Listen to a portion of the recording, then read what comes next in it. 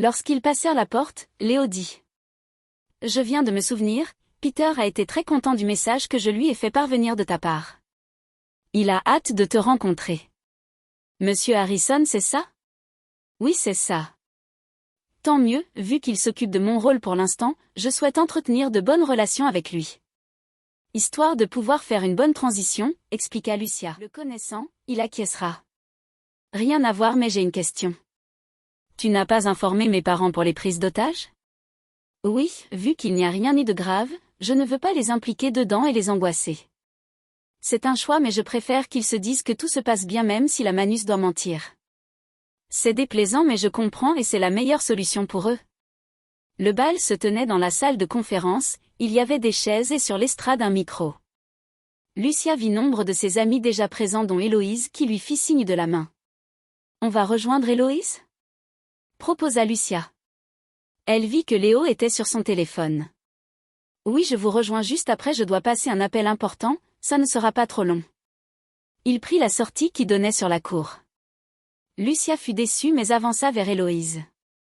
Et Hello, alors on vient avec un cavalier qui s'enfuit à peine arrivé. Salut, toujours à faire de l'humour dans toutes les situations, répondit Lucia en soupirant. Les deux amies furent rejointes par d'autres camarades et discutèrent. Jacques arriva le dernier, il salua ses amis et se rendit sur l'estrade.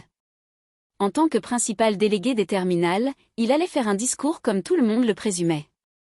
Bonsoir à vous toutes et tous. Nous sommes réunis ici pour célébrer notre baccalauréat même si pour certains ce n'était pas gagné j'imagine. Tout le monde rigola. J'ai deux requêtes pour vous chers élèves. La première, je souhaiterais que nous applaudissions le travail de nos professeurs pour cette année incroyable. Tout le monde applaudit une dizaine de secondes, il reprit. Pour ma deuxième demande, elle risque de ne pas plaire à tout le monde. On n'a pas été sympa avec Léo Dumont suite à certains événements. Actuellement il est dehors en correspondance avec quelqu'un, je souhaite donc que quand il rentrera qu'on l'applaudisse pour nous avoir protégés de ces personnes qui ont essayé de nous nuire. Je vous remercie pour votre écoute.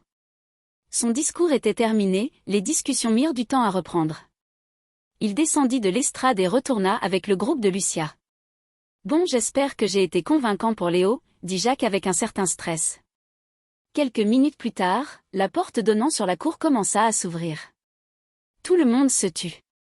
C'était Léo qui entrait, accompagné des applaudissements de toutes les personnes présentes. Jacques avait réussi. Léo sembla surpris, ce qui étonna Lucia. Il avança vers Lucia tout en saluant les personnes présentes sur son passage. La directrice entra dans la salle et monta directement sur l'estrade pour lancer la cérémonie. Bonjour mes chers élèves, Monsieur Mel a déjà fait apparemment un bon discours.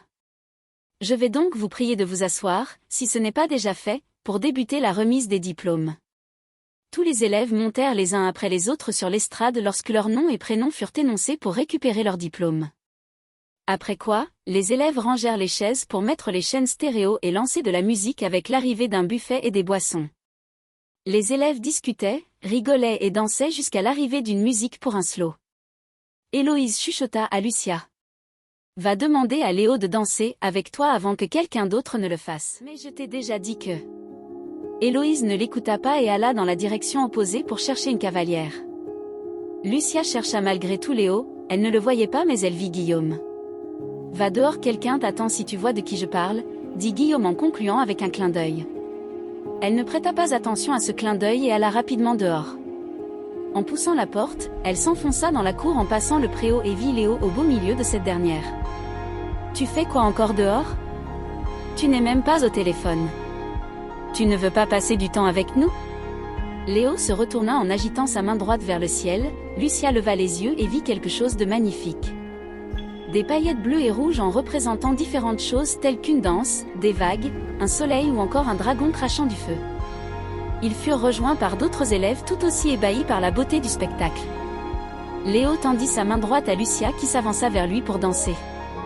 2 heures passèrent durant lesquelles ils avaient dansé et discuté avec les autres élèves.